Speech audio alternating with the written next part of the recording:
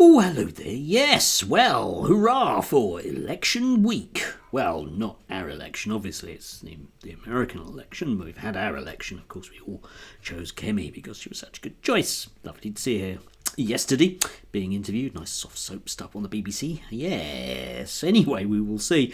A woman who has a glorious inability not to put her foot in it. So that will be intriguing to watch. I'm sure she'll do it over and over and over again. She has something of a record in the House of Commons of having to retract statements to the House. Make of that what you will. Anyway, yes. This weekend was a bad one for royalty. The Sunday Times was, actually had the concept of journalism, something maybe the Daily Telegraph should look into every once in a while. I know it does every 10 years when it says something about expenses or whatever, but interesting to see the way that wealth and power is so firmly entrenched. But of course we mustn't have a budget that in any way, shape or form affects that, because something aspiration.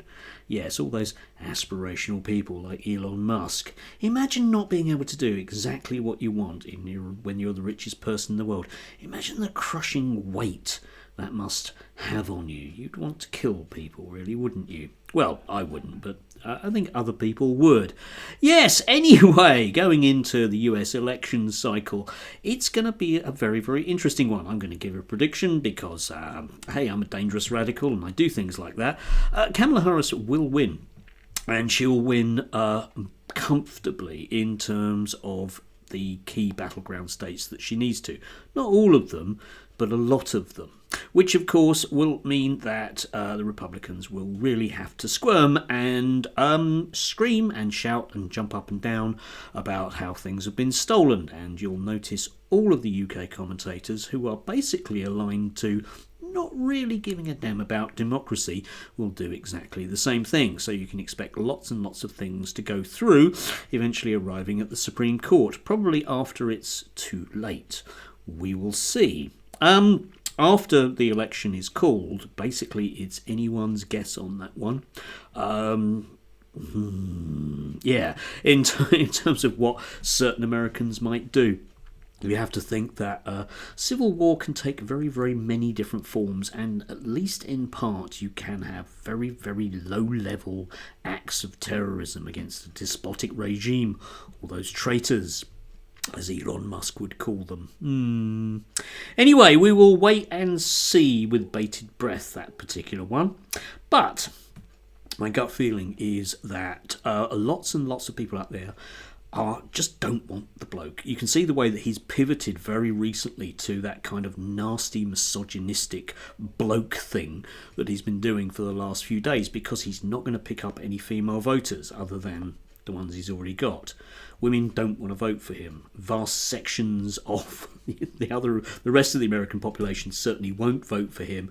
And when you just decide to alienate minorities, there's a very, very good chance, as indeed perhaps the Democrats might realise after this election in terms of wheeling out the Clintons to sort of discuss Gaza. Jesus Christ. Anyway, might actually start to realise. But it would be rather nice if we lived in a country whereby we got to throw rocks at people representing the establishment, eh? I'm not suggesting violence against people, I meant that metaphorically, okay?